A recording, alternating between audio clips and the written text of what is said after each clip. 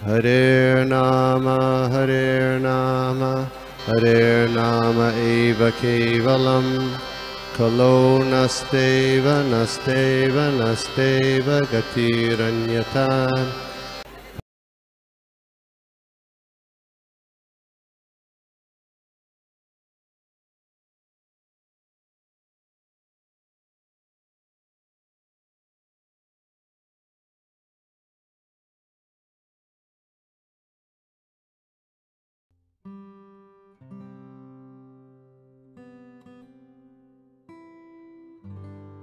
तर आज आपण पाहणार आहोत तिसऱ्या अध्यायाचा श्लोक नंबर 24. तर नेहमीसारखं आपण प्रार्थनेने चालू करूया आपण. ओम ज्ञानतिमिरान्धस्य ज्ञानाञ्जने शलाकया चक्षुरुन्मीलितं येन तस्मै श्री गुरुवे नमः. श्री चैतन्य मनोभीष्टं स्थापितं येन भूतले स्वयं रूप तथा मह्यं ददाति स्वपदान्तिकम्. नमो विष्णुपादाय कृष्णप्रेष्ठाय भूतले श्रीमते भक्ति वेदांत स्वामी नामे नमस्ते सारस्वती देवी गौरवाणी प्रचारिणे निर्विशेष शून्यवादी पाश्चात्य देशतारिणे. जय श्री कृष्ण चैतन्य प्रभु नित्यानंद श्री अद्वैत गदाधर श्रीवासादि गौर भक्त वृंदा. हरे कृष्ण कृष्ण कृष्ण हरे हरे हरे राम राम राम हरे हरे. नाना शास्त्र विचारणे के निपुणो षड धर्म संस्थापको लोकानां हितकारिणो त्रिभुवन मन्यो शरण्या करो. श्री राधा कृष्ण पदार बिंद भजनानंदे नमत्तालिको वंदे रूप सनातनो रघुजुगु श्री जीव गोपालको. सर्वस्य चाहं हृदि सन्निविष्टो मत्तः स्मृतिर्ज्ञानम् अपोहनं च वेदेश्च सर्वे अहं वेद वेदांत वेद विदेवचाहम्. ओम विष्णुपादाय कृष्णप्रेष्ठाय भूतले श्रीमते भक्ति गोविंद स्वामी नामे. हरे कृष्णा सर्वांना परत एकदा. तर आज आपण पाहणार आहोत तिसऱ्या अध्यायाचा श्लोक नंबर 24. तर आजचा जो श्लोक आहे त्यात भगवान कृष्ण आपल्याला काय उपदेश देत आहेत ते आपण पाहूया. तर मी श्लोक का म्हणतो, पण रिपीट करायचं असेल तर रिपीट करू शकता. उत्सीदियोर इमे लोका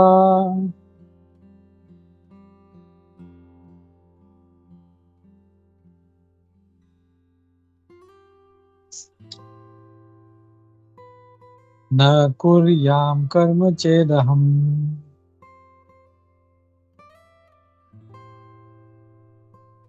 संकरस्य च कर्तास्याम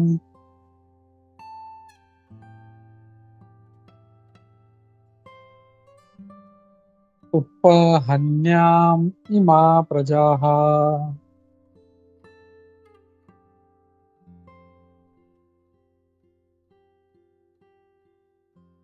मी पूर्ण श्लोक एकदा म्हणतो. उत्सीदियोरिमे लोका न कुर्याम कर्म चेदहम संकरस्य च कर्तास्याम उपहन्याम इमा प्रजाः.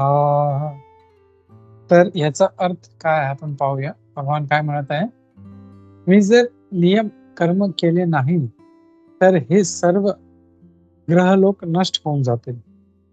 अनावश्यक लोकसंख्या उत्पन्न करण्यास मीच कारणीभूत होईल आणि त्यामुळे सर्व प्राणी मात्रांच्या शांततेचा मी विनाशक होईल. तर इथे भगवान काय सांगत आहे की जसं आपण मागच्या सेशन मध्ये पाहिलं होतं की भगवान सांगत आहे की कर्म करणं खूप जरुरी आहे आणि ते 2 उदाहरण देतात. कोणाला आठवतं कोणाचे उदाहरण दिले ते 2 उदाहरण दिले होते.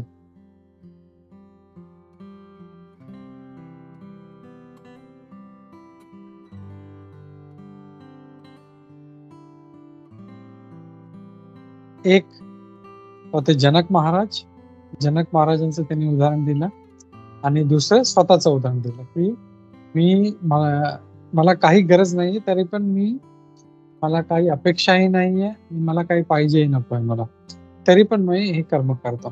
तर आजच्या श्लोक मध्ये पुढे काय म्हणत आहेत, मी जर कर्म केले नाही तर हा सर्व जो ग्रह लोक तो नष्ट होऊन जाईल. कसं नष्ट होईल आता ते पण सांगतात. अनावश्यक लोकसंख्या उत्पन्न करण्यास मीच कारणीभूत. कारण काय होईल की जर त्यांनी आपले कर्म केले नाही तर जे आपण जसं पाहिलं की जे श्रेष्ठ लोकांना जनरल पब्लिक जी ते फॉलो करते, तर जेव्हा ही जी जनरल पब्लिक आहे त्यांनी पाहिलं की भगवान कृष्ण काही करत नाही कारण, तर ते पण करणार नाही. त्याच्यामुळे काय होईल, सगळं जे रीतिरिवाज आहे, सगळे जे कानून आहेत, सर्व सर्व जे वेदशास्त्रामध्ये सगळं दिलेलं आहे, ते सगळं कोणी पालन करणार नाही. त्याच्यामुळे काय होईल, सगळे भ्रष्ट लोक वाढतील आणि त्याच्यामुळे काय होईल, सगळं संस्कृतीचा नाश होईल. आणि संस्कृतीचा नाश झाला की सगळं सगळं काही दूषित होऊन जाईल. आणि जे मुलं जी उत्पन्न होतील ती पण ते वर्णसंकर होतील. तर जसं आपल्याला आठवतं, अर्जुन पहिल्या अध्यायामध्ये हा सांगतो की मी जर युद्ध केले तर हे अनावश्यक लोकसंख्या उत्पन्न होईल.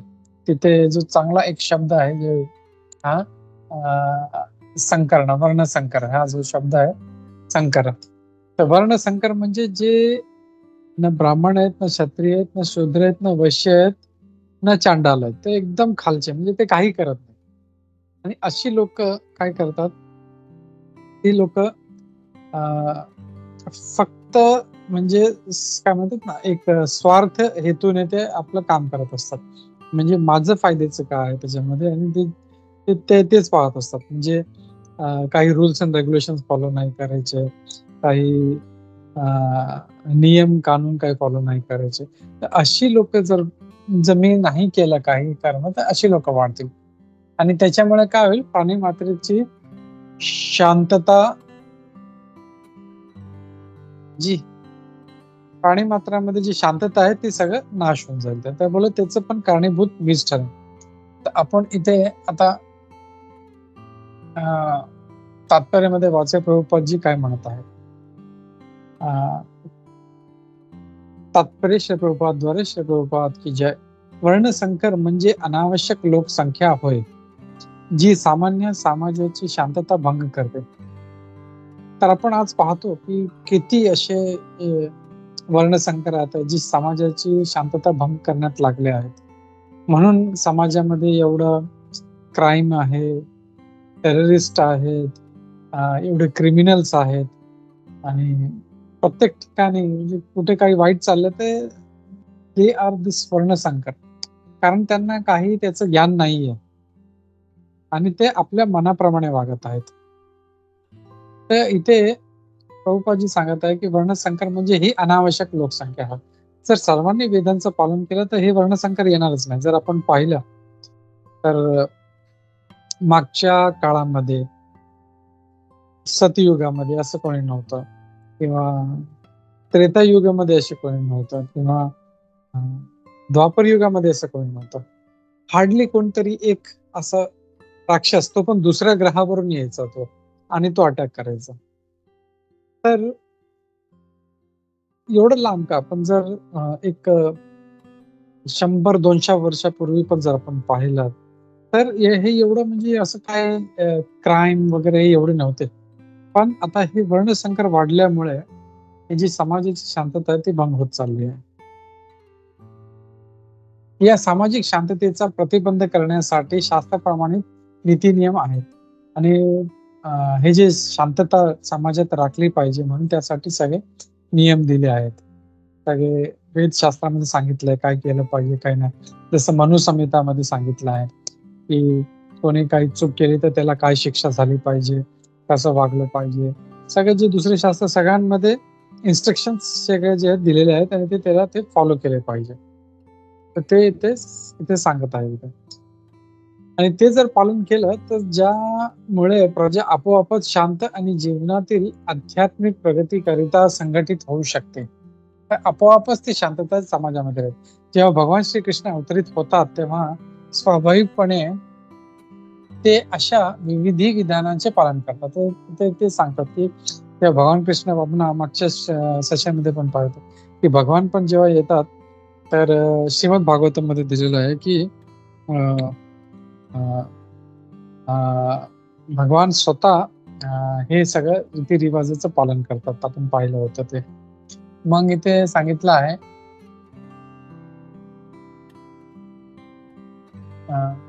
कारण त्यांना अशा महत्वाच्या कृत्याची गरज आणि प्रतिष्ठा राखायची असते, तर त्यांना समाजामध्ये हे सगळं जे व्यवस्था आहे ती व्यवस्थित ठेवण्यासाठी ते असं करतात. भगवंत हे सर्व जीवांचे पिता आहेत आणि जर सर्व जीवांची दिशाभूल झाली तर अप्रत्यक्षपणे त्याची जबाबदारी भगवंताकडे जाते. म्हणून जेव्हा अशा नियमक तत्वाविषयी सर्वसाधारणपणे अनादर निर्माण होतो तेव्हा समाजामध्ये सुधारणा करण्यासाठी स्वतः भगवंत अवतरित होतात. इथे असं सांगितलं की भगवान आपले पिता आहेत आणि ते आपले जे पण जेवढे पण हे जीवात्मे आहेत, जेवढे पण लोक आहेत, त्यांच्या उद्धारासाठी त्यांची दिशाभूल झाली नाही पाहिजे म्हणून ते त्याची जबाबदारी घेतात. तर आपण पाहिलं तर जसं इव्हन घरामध्ये एक जे घराचे जे वरिष्ठ लोक आहेत, पिता आहेत, ते आपल्या मुलावर किंवा आपल्या जे परिवारावर चांगले संस्कार घालण्यासाठी ते किती जबाबदारीने ते वागतात. तर तसं भगवान पण तसंच करत आहे की त्यांची दिशाभूल झाली नाही पाहिजे म्हणून ते तसं करतात. आणि जेव्हा कधी असं इथे प्रभुपादजी सांगतात की जेव्हा कधी असं अत्याचार हे सगळं वाढतं तेव्हा भगवान स्वतः अवतरित होतात. ते खूप फेमस श्लोक आहे ना, की जेव्हा कधी धर्माचं विनाश होतो तेव्हा तेव्हा मी संभवामी युगे युगे, म्हणजे मी पृथ्वीवर येतो आणि हे सगळं नाश करतो. परित्राणाय साधूना विनाशाच्या दुष्कृता धर्म संस्थापनार्थाय संभवामी युगे, तुम्ही हे येतो मी स्वतः. तरी सुद्धा आपण काळजीपूर्वक जाणले पाहिजे की जरी आपल्याला भगवंताच्या पदचिन्हाचे अनुसरण केले पाहिजे तरी आपण त्याचे अनुकरण करू शकत नाही. तर इथे आता दोन वस्तू इथे सांगितल्या आहेत. प्रभुपादजी इथे दोन वस्तू सांगत आहेत की आपल्याला भगवंताचं जे हे फॉलो करायचं आहे त्यांचं आपल्याला अनुसरण करायचं आहे. त्यांच्या पदचिन्हाचं अनुसरण करायचं, पण त्यांचं अनुकरण करू शकत नाही. तर अनुसरण आणि अनुकरण हे दोन वेगळ्या गोष्टी आहेत.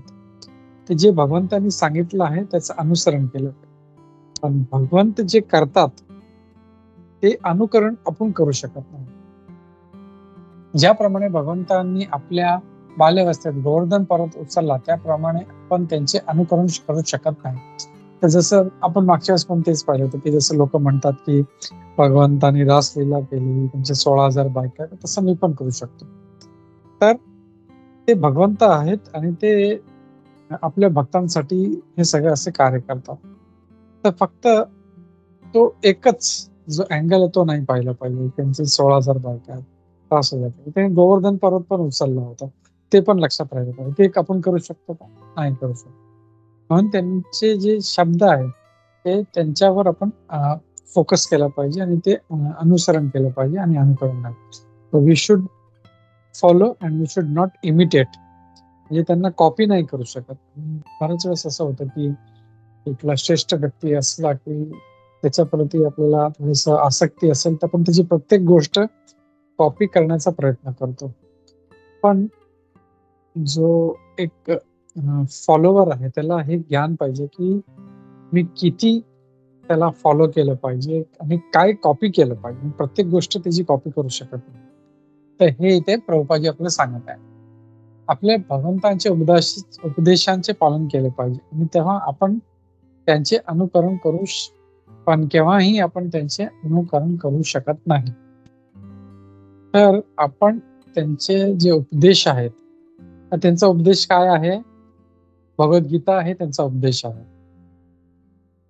तर त्याचं पालन केलं पाहिजे. म्हणून फक्त भारतामध्ये नाही तर पूर्ण या पृथ्वीवर जेवढे देश आहेत प्रत्येक देशामध्ये जर पाहिलं तर भगवद्गीता त्याचा स्टडी करतात, त्याला समजण्याचा प्रयत्न करतात. आज आपण पाहिलं रशियामध्ये, अमेरिकामध्ये, इराण, इराक, सगळीकडे जे आहेत म्हणजे भगवद्गीता पोचलेली आहे. भगवंताचे जे शब्द आहेत ते पोचलेले आहेत आणि ते प्रभुपादजींच्या कृपेमुळे. हे फक्त प्रभुपादजींनी सांगितलं हे फक्त हे भारतीयांसाठी नाही, हे पूर्ण जे मनुष्य समाज आहे त्यांच्यासाठी आहे. आणि म्हणून हा जो संदेश आहे भगवान श्रीकृष्णांचा तो सर्वांना गेला पाहिजे. Should not be limited. तर इथे सांगत आहे. तर प्रभुपादजी एक खूप चांगला श्रीमद भगवद्गीतेचा श्रीमद भागवतम त्याचा श्लोक एक इथे कोट करत आहे. 10व्या स्कंदाचा 33वा अध्यायाचा श्लोक नंबर 30 आणि 31. तर त्यात काय सांगितलं आहे आपण पाहूया. इथे सांगितलं आहे, नैतत् समाचरे जातु मनसापि हि अनीश्वरः विनश्यति आचरन् मौढ्यात् यथा रुद्रोऽब्धिजं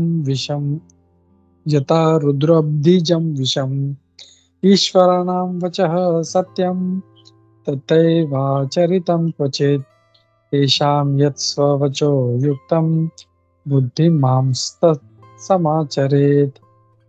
इथे काय सांगितलं आहे या श्लोक मध्ये भागवतम मध्ये, मनुष्याने भगवंत आणि त्यांच्या प्रामाणिक जे अधिकृत सेवकांचे केवळ आदेशांचे पालन केलं पाहिजे. त्यांचे उपदेश आपल्यासाठी सर्व दृष्टीने हितकारक असतात आणि कोणताही बुद्धिमान मनुष्य त्या उपदेशाचे पालन जसे आहे तसे करेल. तथापि मनुष्याने त्याच्या कृत्यांचे अनुकरण करण्याच्या प्रयत्नापासून सावधानता राखली पाहिजे. भगवान शिवांचे अनुकरण करण्यामध्ये व्यक्तीने विषाचा समुद्र पिऊ नये. तर इथे भागवतम पण एक खूप चांगलं एक उपदेश देत आहे. ते काय सांगत आहे की भगवंताचे जे प्रामाणिक आणि जे अधिकृत आहेत सेवक, जसं आज जर पाहिलं तर बरेचसे व्यक्ती अधिकृत नसलेले जे संप्रदायामध्ये नाही, अधिकृत म्हणजे काय, ते त्या संप्रदायातले नाहीत, त्या संप्रदायात नसून ते स्वतःला धर्मगुरू म्हणून सगळ्यांना हे करतात, घोषणा करतात आणि त्याच्यामुळे किती लोक भटकली आहेत. आता आपण जर पाहिलं तर असे पण धर्मगुरू तुम्ही पण ऐकलं असेल, बोलता हरी चटणी खा, हरी चटणी बरोबर लाल चटणी खा, लाल चटणी तुमचं काम होत नसेल तर हे खा. म्हणजे असे मूर्ख लोक आहेत आणि त्यांचे फॉलोअर्स पण आहेत असे. तर हे सगळे अधिकृत नसल्याने हे असा प्रॉब्लेम होत आहे. तर म्हणून नेहमी सांगितलं जातं की आदेश कोणाचे घेतले पाहिजे, जे प्रामाणिक, जे त्या संप्रदायामधले आहेत, हे अधिकृत आहे, त्यांच्याकडून आपल्याला उपदेश किंवा शास्त्रीय ज्ञान जे आहे त्यांच्याकडून घेतलं पाहिजे. आपण फक्त मूवी बघून किंवा युट्यूब वरती कोण काय बोलतंय त्याचं ऐकून आपल्याला हे चेक केलं पाहिजे की का जर तो व्यक्ती अधिकृत आहे का आणि तो प्रामाणिक आहे का, तो कुठल्या संप्रदायामधला आहे. जर तसं असेल तर आपण त्याला फॉलो करू शकतो, हे इथे सांगितलं आहे. आणि कुठलाही बुद्धिमान मनुष्य त्या उपदेशांचं म्हणजे पालन करायला त्याला काही त्रास होणार. आणि ते जसं उदाहरण दिलंय शिवजींचं, तसं शिवजींचं उदाहरण आपण पाहिलं होतं मागच्या वेळेस. लोक करतात ते गांजा पितात, पण भगवान शिवजींनी विषाचा समुद्र पण पिला होता. तर त्याचं अनुसरण आपण करू शकत नाही. ते फक्त ते एक इतकं भयानक तो विष होता हलाहल की त्याचा एक छोटस एक ड्रॉप जो होता तो पण जर कोणी घेईल की लगेच तो तिथेच त्या क्षणीच मरण पावला असता. ईश्वर किंवा जे वास्तविक चंद्र सूर्याच्या हालचालीवर नियंत्रण करतात त्याचा विचार आपण श्रेष्ठ म्हणून नेहमी केला पाहिजे. अशा शक्तिहीन मनुष्य महाशक्तिमान ईश्वराचे अनुकरण करू शकणार नाही. भगवान शंकरांनी महासागरा इतके विष प्राशन केले, पण सामान्य मनुष्याने अशा विषाचं एक थेंबही प्राशन केले तर त्याचा मृत्यू होईल.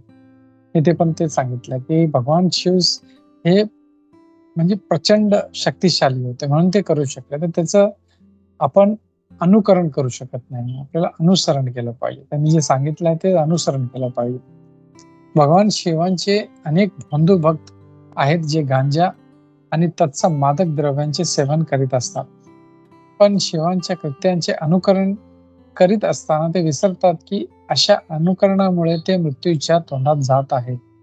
त्याचप्रमाणे भगवान श्रीकृष्णाचे काही बंधू भक्त आहेत जे भगवंताच्या रासलीला किंवा प्रेम नृत्य यांच्याद्वारे भगवंताचे अनुकरण करण्यास प्राधान्य देतात, परंतु ते लोक विसरतात की गोवर्धन पर्वत उचलण्यास आपण असमर्थ आहोत. तर ते परत तीच गोष्ट सांगत आहे की अनुसरण आणि अनुकरण. तर आपण अनुकरण करू शकत नाही. जसं भगवंतानी गोवर्धन पर्वत उचलला होता तसं आपण करू शकत नाही. भगवान शिवने विषचं प्राशन केलं होतं तसं आपण करू शकत. तर हे जे बंधू भक्त आहेत त्यांना ही गोष्ट समजली पाहिजे. म्हणून काय केलं पाहिजे, जे त्यांचे जे वचन आहेत, त्यांचे जे उपदेश आहेत त्याचं आपल्याला पालन केलं पाहिजे. ते असं सांगितलं आहे. म्हणून मनुष्याने सामर्थ्यशाली व्यक्तीचे अनुकरण करण्यापेक्षा त्याचे केवळ उपदेशाचे पालन करणे हेच उत्तम आहे. तेनेच मनुष्याने योग्यतेशिवाय त्याचे स्थान धारण करण्याचा प्रयत्न करू नये. आजकाल भगवंताची शक्ती नसणाऱ्या अनेक तथाकथित अवतार आढळून येतात. आणि प्रभुपादजी पण हे सांगत आहे, आजकाल कसे बहुतेक म्हणजे कितीतरी असे आहेत लोक जे आपल्याला भगवंताचा अवतार म्हणून घोषित करतात आणि लोकांना फसवत आहे. आपण पाहिलं किती, मी नाव घेत नाही कोणाचे, पण तुम्हाला माहिती आहे, हे बाबा ते बाबा असे कितीतरी ढोंगी बाबा त्यांचं सगळं उघडकीस आलेलं आहे. तर हे या श्लोकामध्ये सांगितलं आहे. तर हे आपल्याला काय करायचं आहे, आपल्याला फक्त भगवान श्रीकृष्णांचे जे उपदेश आहे त्याचं पालन केलं, किंवा जे प्रामाणिक आणि अधिकृत जे भक्त आहेत त्यांचे पालन केलं पाहिजे. आपल्याला त्यांचे जे आदेश आहे त्यांचं पालन केलं पाहिजे. तर हे आपल्याला या श्लोक मध्ये पाहायला भेटत आहे. आपण अजून एक श्लोक घेऊया, श्लोक नंबर 25.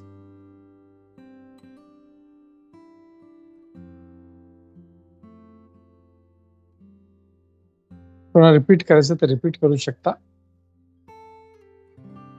सक्ताः कर्मण विद्वांसो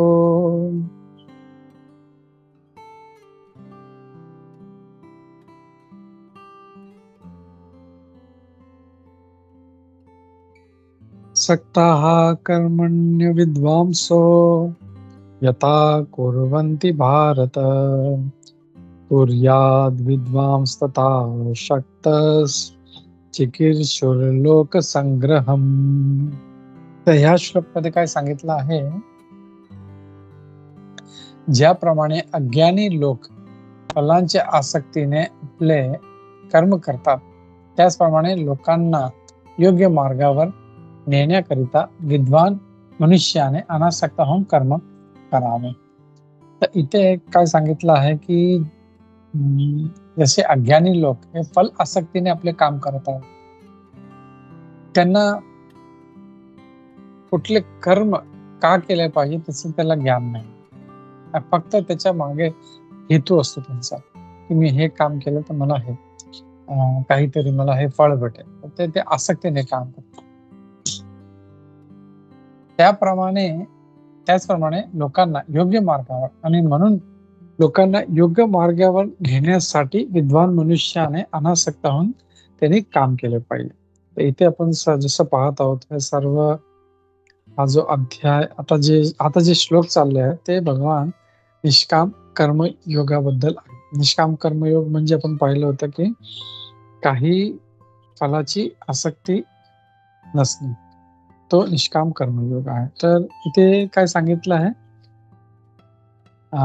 दोन प्रकारची लोक आहेत इथे, विद्वान आणि अविद्वान. हे दोन, म्हणजे एक हुशार लोक आणि एक अज्ञानी लोक.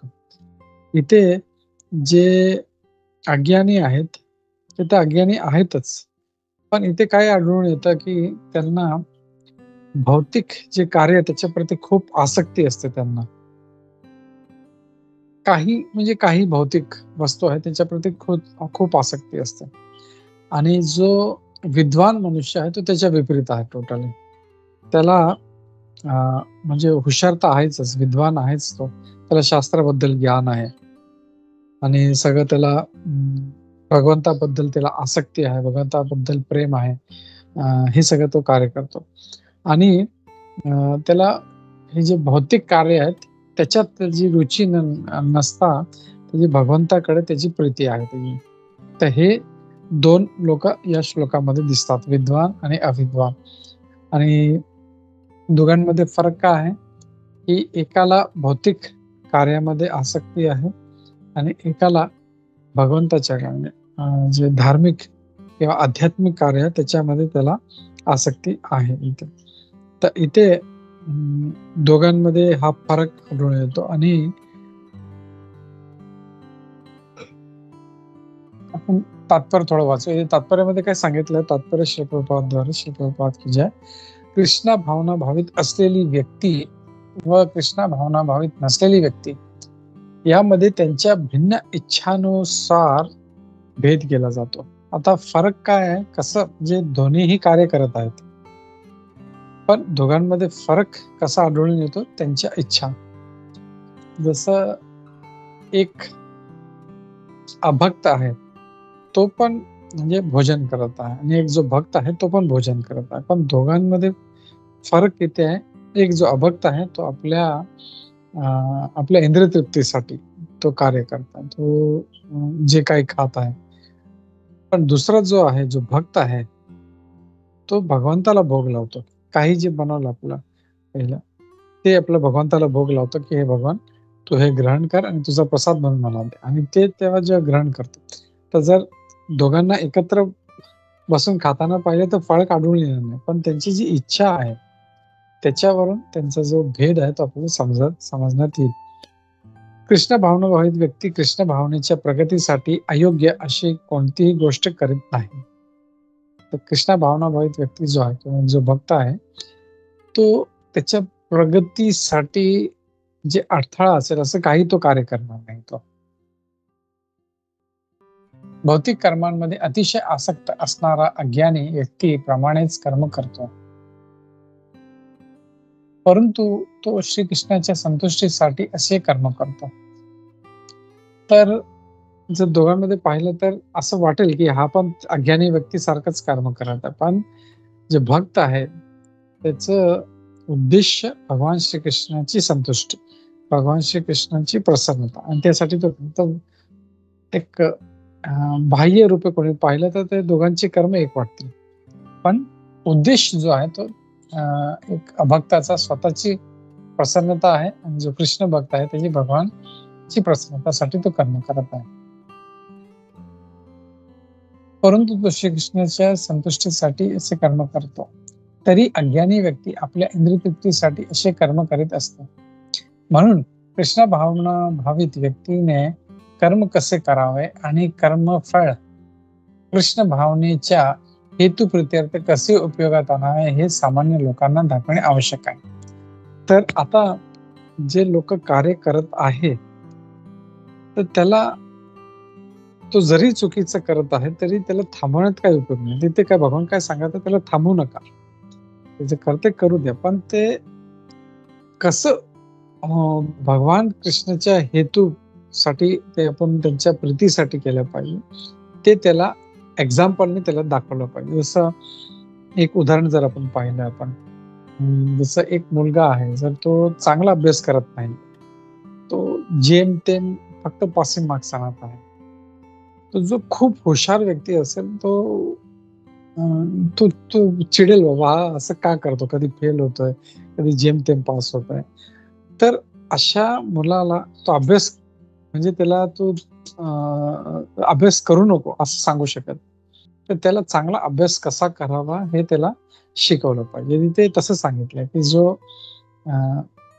कर्म जो आपल्या भगवान आपल्या फळप्राप्तीसाठी करत आहे तर त्याला थांबवून उपयोग नाही, तर त्याला ते तसं करू द्या, पण ते चांगल्या रीतीने कसं भगवंताच्या प्रीतीसाठी करावे हे त्याला ते दाखवलं पाहिजे. आणि हे उपदेश भगवान अर्जुनाला का देत आहेत, म्हणजे कारण अर्जुन जो आहे तो क्षत्रिय आहे, तर हा जर अर्जुन आता जर युद्ध सोडून गेला तर बाकीचे सैनिक हे लोक सोडून जातील, बाबा अर्जुनच लढा करत नाही, इतका श्रेष्ठ मनुष्य तर आम्ही कसं लढाई करणार.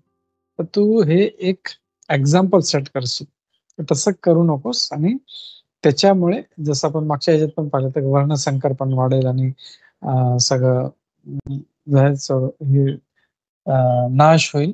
तर हे आपल्याला या मागच्या श्लोकामध्ये आणि या श्लोकामध्ये हे असं आपल्याला दिसतंय आपल्याला. तर कुठल्याही व्यक्तीला जरी तो चुकीने करत असेल तरी त्याला थांबवून उपयोग नाही, तर त्याला व्यवस्थित कसं कार्य करावं ते त्याला सांगितलं पाहिजे. हे या श्लोक मध्ये इथे सांगत आहे इथे. तर एक पुढचा श्लोक पण आपण घेऊया. श्लोक नंबर 26. न बुद्धिभेदं जनयेद न बुद्धिभेदं जनयेद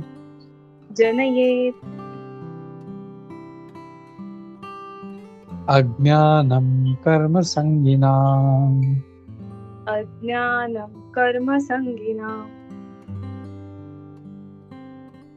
जोषयेत् सर्वकर्माणि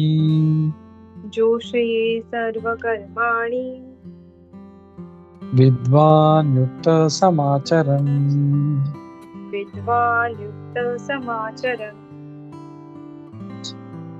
पूर्ण एकदा श्लोक म्हणतो. न बुद्धिभेदं जनयेत् अज्ञानं कर्मसंगिनाम् जोषयेत् सर्वकर्माणि विद्वान् युक्त समाचरन्.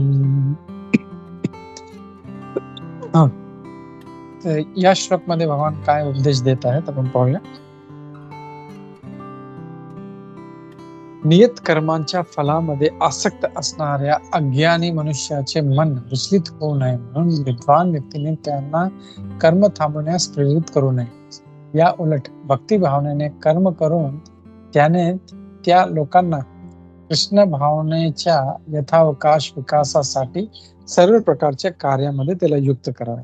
ते जसं आपण मागच्या श्लोकमध्ये पाहिलं की त्याला तो कार्य करत आहे ते थांबू नका, ते करू दे, पण त्याला अजून त्याला त्या कार्यामध्ये इन्व्हॉल्व केलं पाहिजे. कारण मनुष्य जे आहे जसं आपण पाहिलं होतं की कार्य करणारच, तो कार्य केल्याशिवाय किंवा कुठलं कर्म केल्याशिवाय तो राहू शकत नाही.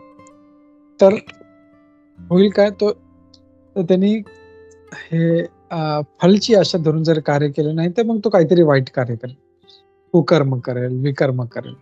त्यापेक्षा त्याला थांबवण्यापेक्षा त्याला अजून त्याला कसं एंगेज केलं पाहिजे हे इथे भगवान सांगत आहे की त्याला अजून त्याला युक्त समाचारण त्याला युक्त केलं पाहिजे. त्याला अजून जे दुसरे कार्य आहे त्याच्यामध्ये जसं आपण पाहिलं की एक लहान मस्ती करणारा पोरगा आहे,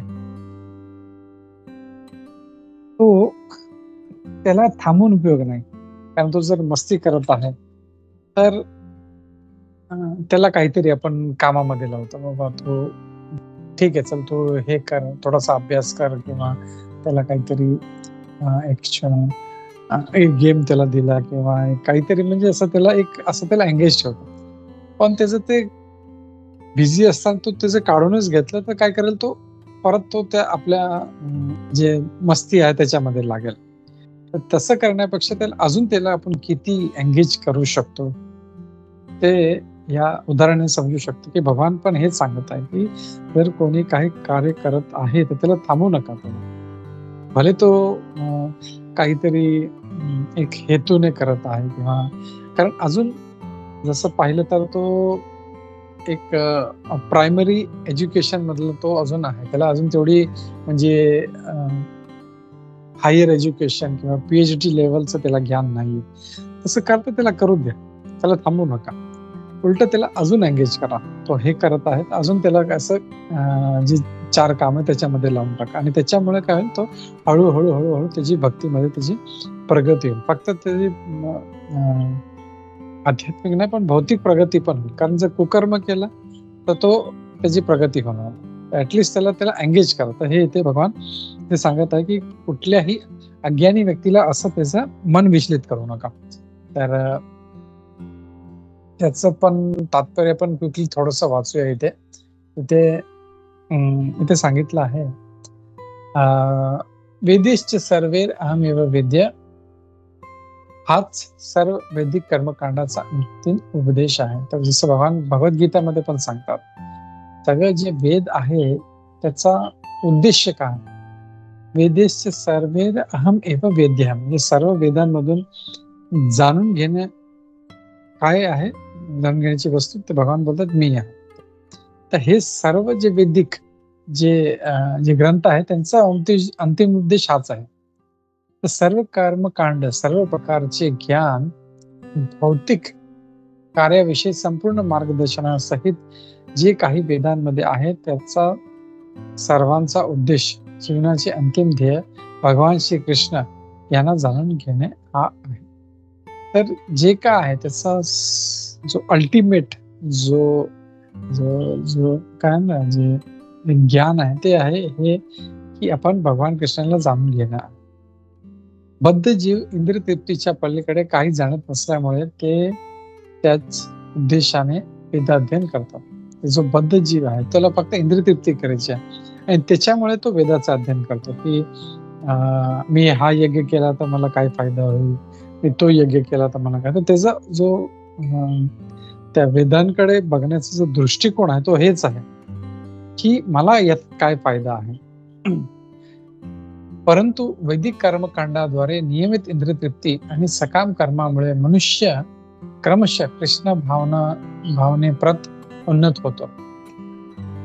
पण जसं तो कर्म करत राहील, कर्मकांड करत राहील आणि आपलं इंद्रिय तृप्ती पण तो त्याची नियमित असं अनकंट्रोल नसेल. जसं एक जो जे वर्णसंकर आहेत किंवा जे समाजमध्ये शांतता भंग करणारे लोक, ते त्यांची इंद्रिय तृप्ती अनियमित असल्यामुळे ते शांततापूर्ण समाजाची भंग होतात.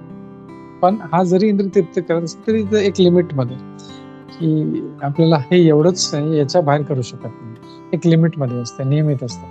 आणि सकाम कर्मामुळे मनुष्य क्रमशः कृष्ण भावनेप्रत उन्नत होता आणि हळूहळू तसं जे करत असताना तो कृष्ण भक्तीमध्येही तो पुढे त्याची प्रगती होत असते. म्हणून कृष्ण भावनेतील आत्मसाक्षात्कारी मनुष्याने इतरांना त्याच्या कर्मापासून विचलित करू नये. आणि तो म्हणून ते कार्य करतोय त्याला डिस्टर्ब करू नका, तो करतो त्याला तेवढं करू द्या किंवा त्याचा बुद्धिभेद करू नये. तर सर्व कर्मांची फळे श्रीकृष्णांच्या सेवेमध्ये कसे अर्पण करता येते हे त्याने आपल्या आचरणाद्वारे दाखवलं पाहिजे. तर त्याला थांबवण्यापेक्षा की कसं हे कृष्णाच्या सेवेमध्ये मी ह्याला लावू शकतो हे त्याने फक्त सांगावून उपयोग नाही, त्याला आपल्या आचरणाप्रमाणे दाखवलं पाहिजे. मी बाबा हे जसं टीचर जे असते ते लहान मुलं असतं त्याला ABCD काढता येत नाही, तर स्वतः त्याचे हात पकडून पकडून त्याचा लाईन काढून दाखवतो, एक लाईन इकडे एक लाईन इकडे, किंवा जे 12 खडे ते त्याला शिकवते, तर ते स्वतः ते त्याला करून दाखवतो तेव्हा त्याला समजतं ते. तर हे इथे खूप जे एक ज्ञानी जो आहे त्याचं काम हे आहे, त्याला थांबवण्यापेक्षा त्याला आपल्या आचरणाने त्याला दाखवलं पाहिजे. आणि म्हणून अर्जुनाला सांगायचं तू युद्ध कर, तर तूच पळून गेलास तर बाकीचे लोक पण पळून जातील आणि ते सगळं तसंच राहून जाईल. जरी अज्ञानी मनुष्याच्या कर्मात व्यत्यय आणायचा नसला तरी कृष्ण भावनेमध्ये अल्प प्रगती केलेला मनुष्य वेदोक्त कर्मकांडावर अवलंबून न राहता प्रत्यक्ष भगवंताच्या सेवेत संलग्न होऊ शकतो. तर त्यांनी थोडीशी जरी प्रगती केली तरी तो त्या कर्मकांडावर तो अवलंबून राहत नाही आणि स्वतः भगवंताच्या सेवेमध्ये हळूहळू तो संलग्न होत राहतो. अशा भाग्यशाली मनुष्याला वैदिक कर्मकांडाचे पालन करण्याची आवश्यकता नाही. आणि मग असं काय, जेव्हा तो भगवंताच्या सेवेमध्ये लागेल तर त्याला बाकीचे यज्ञ, कर्मकांड, ही पूजा ते पूजा करायची गरज नाही. जसं आपण पाहिलं होतं की जसं डायरेक्ट जे प्रेसिडेंट आहे किंवा प्राईम मिनिस्टर आहे त्याच्याशी जर ओळख असेल तर बाकी त्याला सगळं काही कोणाला प्रसन्न करण्याची गरज नाही. ते आपल्या झाडाचं पण उदाहरण पाहिलं होतं आपण की कुठल्या झाडाला पाणी द्यायचं असेल तर आपण त्याच्या मुळाला जर पाणी दिलं तर बाकी आपण इग्नोर करू शकतो. कारण विहित कर्माचे पालन केल्यामुळे प्राप्त होणाऱ्या सर्व फळांची प्राप्ती त्याला प्रत्यक्ष कृष्ण भावनेद्वारे होऊ शकते आणि फक्त एक भगवान श्री कृष्णाची भक्तीद्वारे त्याला सर्व जे काही येते त्याला प्राप्त होते. ह्या 3 श्लोकामध्ये हाच उपदेश भगवान श्री कृष्ण आपल्याला देत आहे तिथे. तर मी थांबतो इथे आणि कोणाला काही प्रश्न असतील तर आपण घेऊ शकतो. हरे कृष्ण.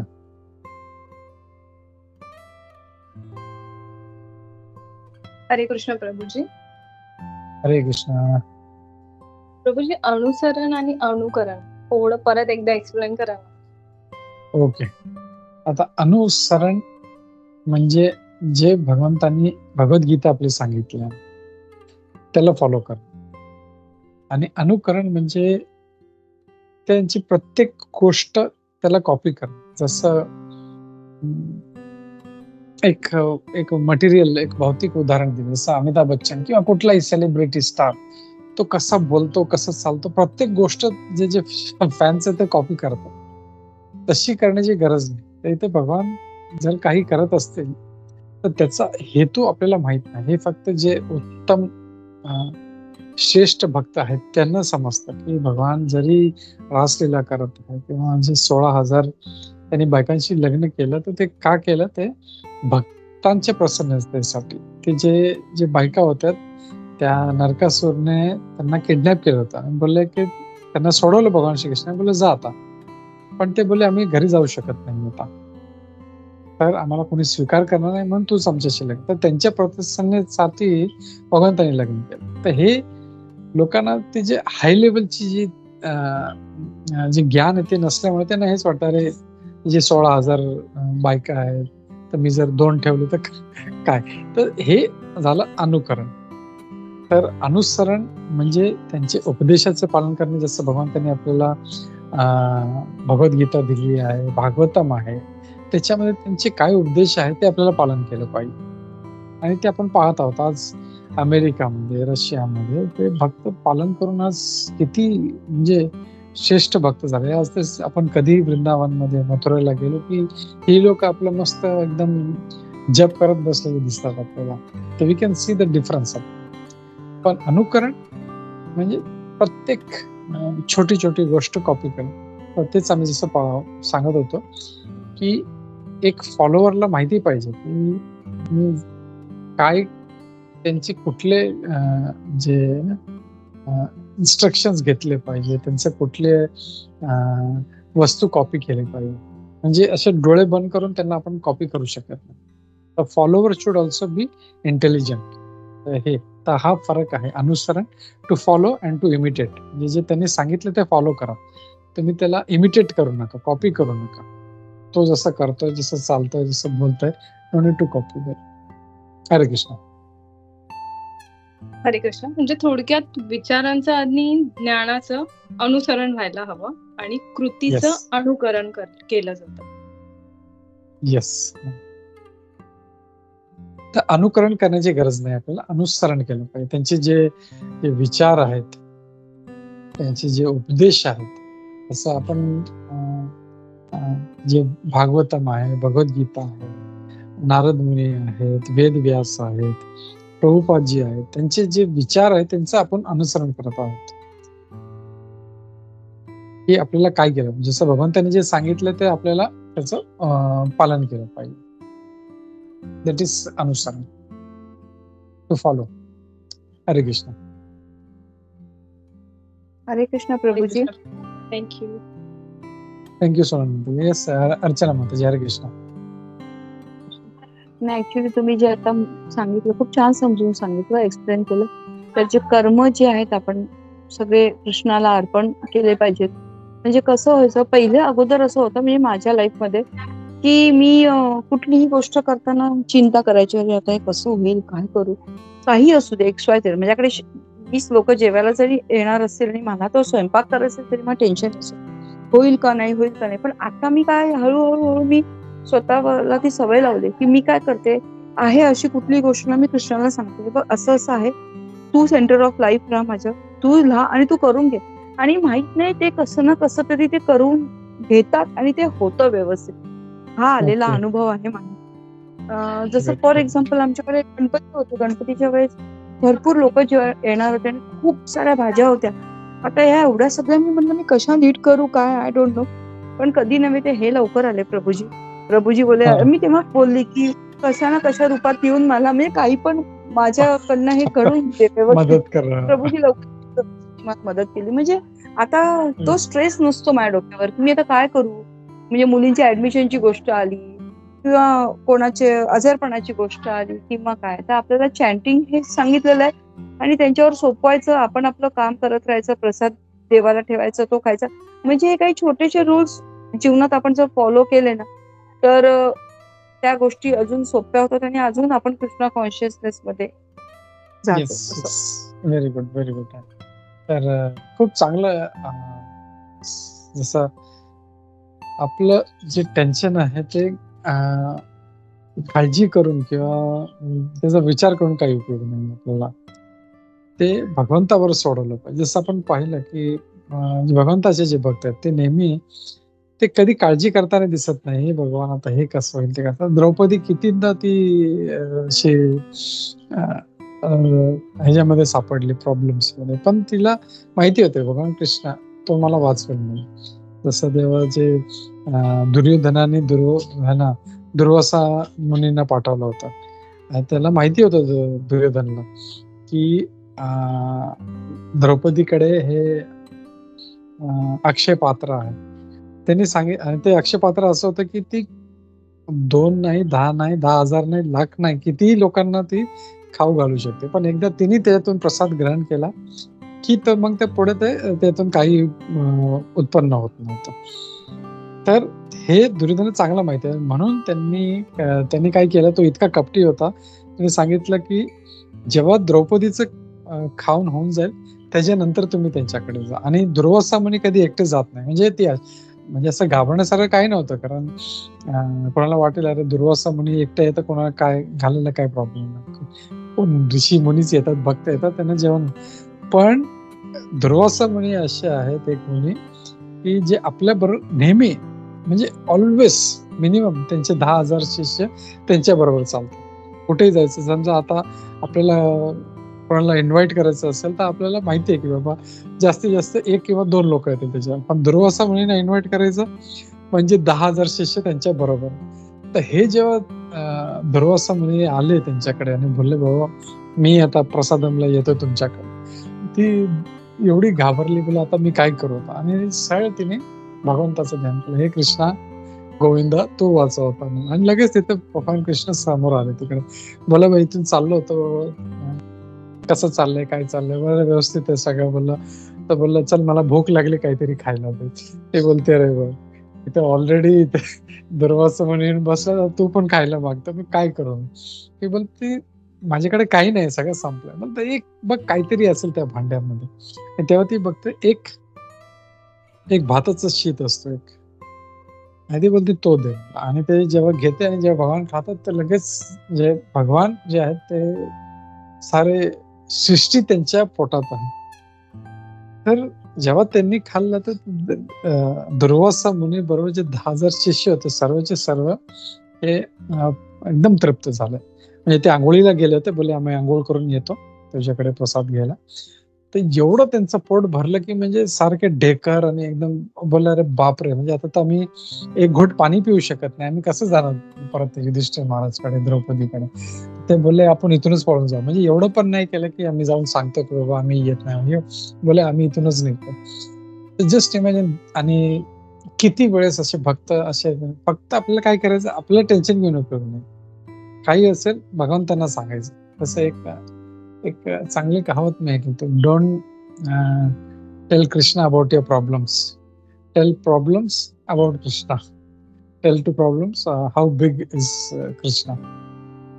असं होतं काहीतरी. Don't tell Krishna how big your problems, tell your problems how big is Krishna.